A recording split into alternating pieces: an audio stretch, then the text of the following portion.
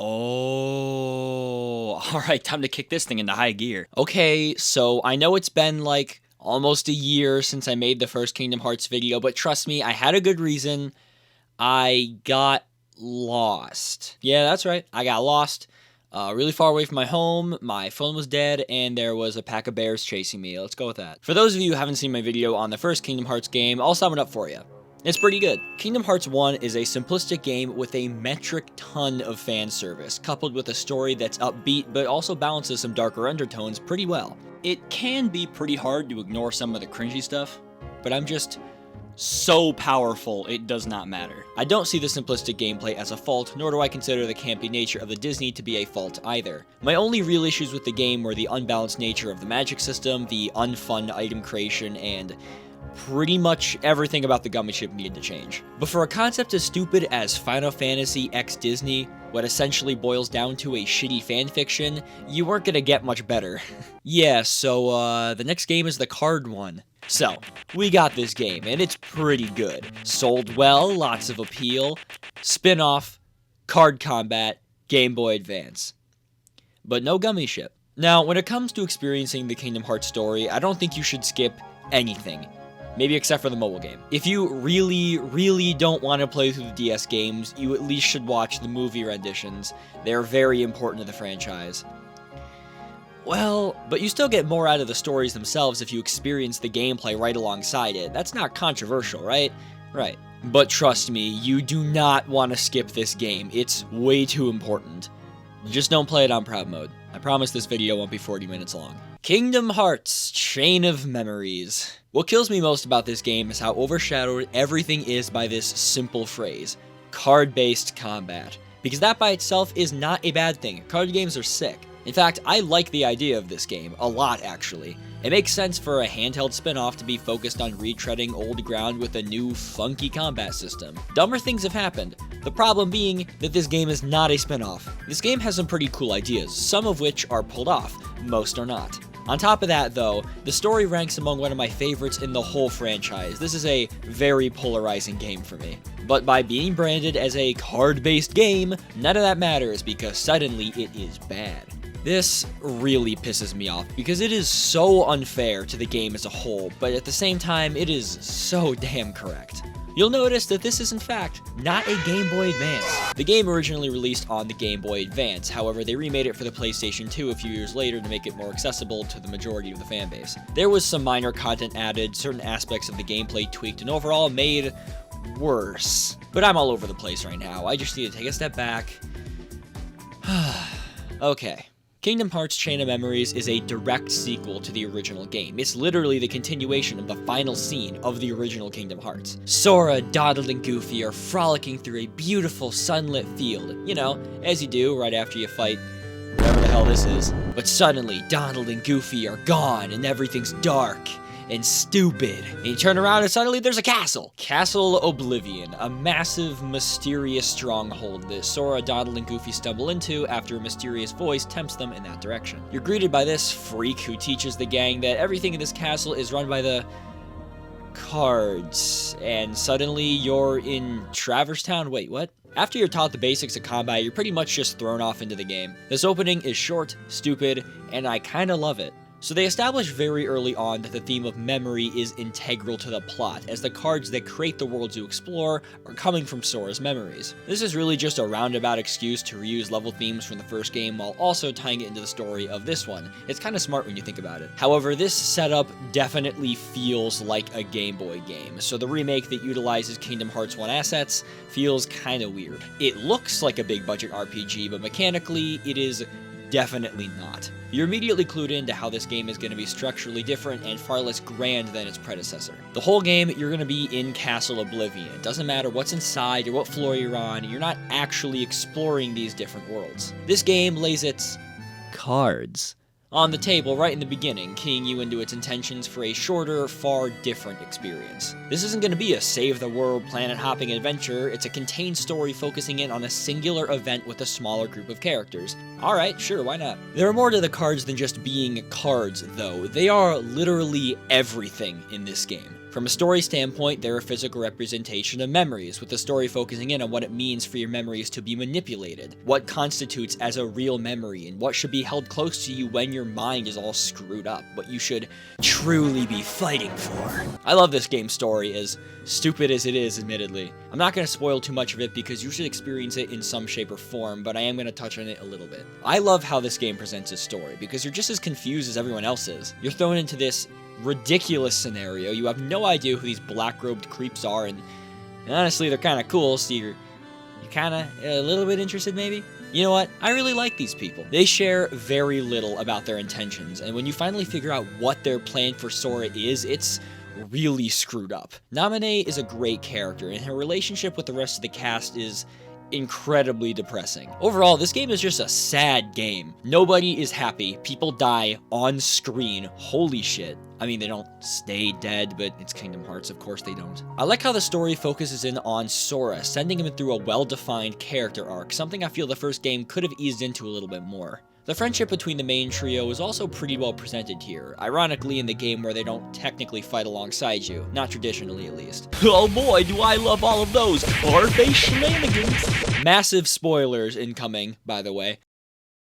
There's a common criticism I see about this game's story, and it's that Sora forgets the whole thing. People think that because of this, the whole game is pointless because it has very little effect on our main character. But at the same time, everyone outside of the main trio does remember it, and it weighs extremely heavily on them. Do not be misled. This game has a massive impact on the series at large. It is very, very important, and just because Sora doesn't remember it, doesn't mean you shouldn't remember it. I don't really think that came out the way I thought it was going to. The story isn't without flaw, of course. This is the first example of the series being really complicated for, a Disney game. In this case, I don't really mind. A lot of the confusing stuff is there to set up for future games, and I like how there are things left out of the picture because they just aren't important. Case in point, once again, I'm getting into spoilers. Organization 13. You don't actually see the whole organization in this game, only a group of people working on a specific plan. When you meet the main antagonist of this game, you already know he isn't actually the leader of this organization. All the crap you're going through in this game, the emotional whiplash for Sora over losing his memories, failing to trust his best friends, and having no idea what he's fighting for. Everything the main characters experience in this game is only hurting them. Every colorful romp through a Disney world is robbing them of precious memories they fought to protect. When you consider the fact that the antagonist of this game isn't even the real leader of the organization, you realize that there is so much more at play here than you know. Sora is being used, he buys right into it, and that makes beating the living shit out of these people way more satisfying. And at the end of the whole affair, you're met with an incredibly bittersweet ending that leads so well into the next game. This applies to Riku's campaign as well. However, I find it interesting that unlike Sora, who's losing his memories which he values, Riku is facing his past which haunts him, only to come to terms with his deep-seated darkness as who he is. It's really cool. More on that in a bit though. So yeah, I think the story's pretty fun. Too bad the Disney is so bad. In this game, you're exploring worlds born from cards. These cards are formed from Sora's memories, which means you're doing everything from the first game again. Disney Worlds in Kingdom Hearts 1 already kind of felt like filler to the story, but Monstro and Neverland proved that they could further the plot when they wanted to. And even then, you were exploring new worlds with stories roughly based on movies you probably already love. Chain of Memories is just Kingdom Hearts 1 with cards. Now, to be fair, these retellings aren't exactly the same. The stories are now focused around the larger game's theme of memory, which is cool, but it's not enough to make me care. Stories, roughly based on stories, roughly based on movies, which may or may not be roughly based on books or world mythologies. This game is really stupid. It also doesn't help that the events in these worlds, save for the last few, which are all Kingdom Hearts originals, never have a larger impact on the story. There are no voice cutscenes within Disney Worlds, and as soon as they're complete, they're never going to be mentioned again. They feel really disjointed from the rest of the experience. It feels like filler. Like, realistically, why should I care about these characters when they're just the memories of them and not the actual characters themselves? I don't care. There is an upside to this, though. Because of their disconnection from the overarching plot, you can do them in any order with minimal restrictions. This theoretically should lend itself to extra replayability, but it doesn't. Oh, hey, look at that transition. Ew, cards! The gameplay and Chain of Memories pisses me off because I love the concept of everything here. The deck building lends itself to strategy, and the combat requires mindful actions to win without grinding, but it just does not work for so many reasons. Keep in mind that a lot of these complaints are aimed at the PS2 remake, okay? Alright. This game is so repetitive. This game has a big issue with enemy design, and it stems from how the card system works. Every action in combat is tied to cards, even the enemies. Each card has a value from 0 to 9, which establishes its priority. If a higher priority card clashes against a lower one, say an 8 to a 4, the higher priority will cancel the lower out and then play out itself. If the numbers are the same, they'll cancel each other out and nothing happens. 0 cards are unique in that they can cancel out anything, but anything can cancel them out. When you use all the cards in your deck, you gotta reload them, and the reload speed slows over time, so there is a risk-reward kind of relationship with deck building. You can prioritize better cards or a larger deck of cards, your choice. Either can work. You start with a really weak deck of simple stuff, and from there you can make whatever the hell you want with the cards you find, as long as the collective sum of the card's capacity points don't go over your maximum. You can increase that capacity by leveling up, or you can choose to increase your HP or learn a new sleight. Ooh, what's that? At any point during combat, you can stack 3 cards of any type together to have them play out all at once. I like to call that stacking cards. This has a multitude of uses. You can make outrageously high priority attacks to ensure that they don't get cancelled, so long as you don't get hit with a 0, that is, because if cards in a stock get cancelled, they're gone until you either finish the fight or recover them with a potion. They will not come back on a reload. That shit is scary. Slights are triggered when certain conditions are met when stocking cards together, whether it be the total sum of the card's numbers, what cards are used, or the order of said cards. There are a lot of slights to use, ranging from summon skills, keyblade attacks that are outrageously powerful, boosted magic spells. It's pretty cool stuff, I'm not gonna lie. So you get all that? You get used to it really quickly, and I think that's definitely a good thing. I really like this combat system. The real issue is that this game has absolutely no idea how to consistently utilize it. Because of the nature of the card system, only one card can be active at a time. So when you're attacking, no one else is. They're sure as hell trying to, but as long as your cards are high priority, they can't. Because of this, larger groups of enemies aren't really any more threatening than like 1 or 2. Since every attack from both opposing parties are tied to the card system, the game makes it like damn near impossible to dodge attacks as compensation. This means that instead of utilizing clever and well-timed movements, the game is encouraging you to just throw out as many cards as you can to cancel out their attacks.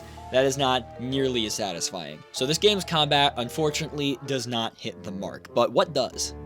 Not the level design, because there is none. When I said everything in this game is dictated by cards, I meant it.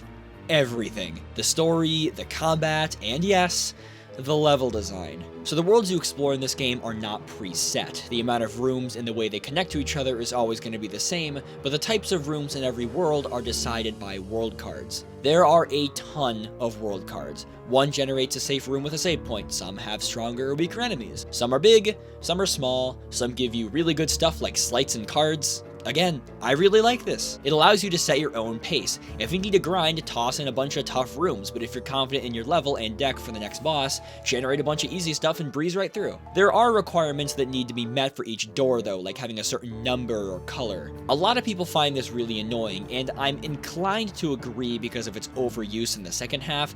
However, I completely understand why it's here. If I could use any card at any door whenever I wanted, the game would have been a lot easier and a lot more boring because I never would have had to experiment. Because of these limitations, I'm forced to use rooms I'm not comfortable with. It also helps to make each world feel different. So what's the problem here?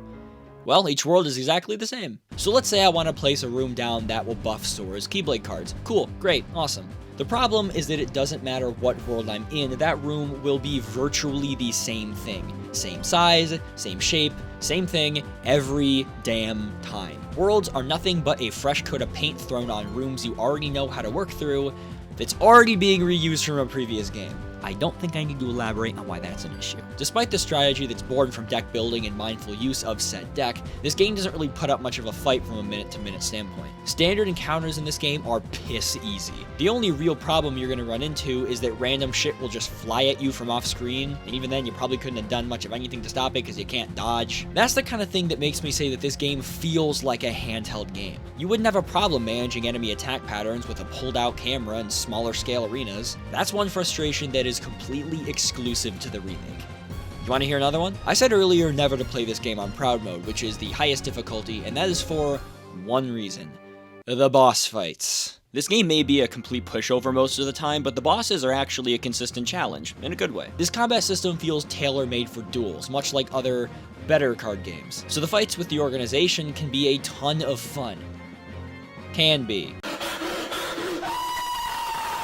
You fight Riku like 3 or 4 times throughout the game, and it just gets worse every time. He's impossibly fast, and his attacks are insanely high damage. I'm also not a big fan of Larxene's fight either. It's not nearly as hard as Riku's, but it's still incredibly annoying because he just can't dodge. Most of the other fights are fine. Axel's is fun, Marluxia is tough as nails. Very underrated character, I gotta say. But in Proud Mode, every boss becomes a massive test of my admittedly small patience. When you compile the near impossible to dodge attacks with the massive damage introduced in Proud Mode, these fights become the kind of things that kill playthroughs easily. I know what happened to me when I was young. That's all Proud Mode changes as well. Nothing else gets hard. Normal battles are still really easy, they're just now mildly annoying sometimes. Instead of being a nice challenge, boss fights pretty much suck across the board. See what I mean when I say that it feels like the devs don't really know what to do with a combat system like this? The actual combat doesn't feel suited to the underlying mechanics of the card system, which makes this game just a complete slog to play. And that sucks because this game's story is good, but for every good scene or two, you gotta sit through another Disney World where nothing happens. This is a GBA game through and through, from its simplistic combat to its incredibly repetitive level design. It's structured like a spin-off, but with a story way too important to overlook. And it goes on for 30 hours! At least on Proud Mode. I will admit that I had to do extra grinding to beat the boss fights, so my time spent in this game is probably going to be a lot longer than what most people on normal mode would have to sit through, but still, it's 13 worlds of the same shit over and over. So, you've played through the game, all 13 worlds, sat through a repetitive gameplay loop just to see the story's conclusion. And what do you get? A second campaign! That I honestly kind of like. After the first campaign is complete, you get to play an alternate story with Riku, and that's really awesome. I love playing as pre-Keyblade Riku. He's just a fun-to-control dude with a sword. The story focuses on his battle with the darkness and his inner conflict with Residual Ansem, or whatever the hell it is. Also, Mickey is here. He doesn't really do anything, but I appreciate him showing up. Probably costs a lot of money to get him on board. The combat is altered here, so you aren't retreading an already tedious gameplay loop. Each world gives you a set deck with a transformation mechanic that alters your small selection of slights. It's stripped back, no doubt, and that's completely fine. This campaign is way shorter, with each world being nothing more than a handful of rooms. Still though, don't play on Proud Mode. You'll tear your hair out when you get to the final boss. It is miserable. But overall, I'd say this campaign is actually better because the tedium is just not there to the extent of the main story. Though I wish the pre-made decks were thought out better. Some of them are just... I don't know. Yeah, that's pretty much it. Ugh. Exhausted. I wanted to go into this review with a more positive outlook on the game than I expected to, but no, this game is a serious mess. It hurts too because many of the ideas on display here are freaking cool, but none of them are fleshed out to their entirety and few are used well at all. Even so, the game can be stomached on normal mode, if only to experience the story, which is just way better than it has any right to be. I'm serious, guys, just trust me here. The Disney is so stripped back here. This is the game I point to when discussing Kingdom Hearts story and how little the Disney truly contributes to it. Kingdom Hearts story is at its best when it's about Kingdom Hearts, not the Disney characters, not the Final Fantasy characters, just these guys. And this is something the series does not learn from, by the way. Oh hey, look at that, foreshadowing. So yeah, this game is not great, and you should play the GBA version. A lot of the frustrations that come with the combat scenarios are borderline non-existent on the GBA. It's just better. So now we're 2 games in, and what should we tackle next? Well, I don't know, wait another year, I'll get to it. I'm gonna take a wild guess and assume that there's gonna be maybe 10, 15 years till Kingdom Hearts 4 releases, so yeah, we got time. While we wait on that, the bears found me, so gotta go.